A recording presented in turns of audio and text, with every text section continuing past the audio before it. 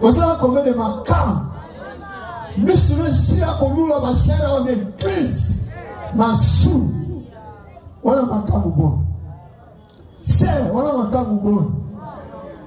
Osala makamu boni. Osotele maposo yemba na kora. Maman, otabola bandeni. Moyibi. Osimbo makamu. Oyene ona ndako lambi. Olingobo mambali na yo. Akokufa te. Yonde mutamasomo okufa. Osala combien de makam. Misure si akolula basera en église. Masu. Wana makamu bon.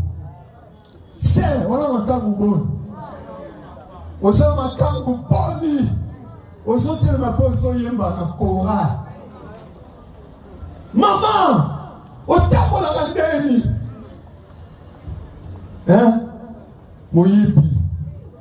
Osimbo makamu. Oyene ona ndako lambi. Olingobo mambali na yo. Akokufa te. Yonde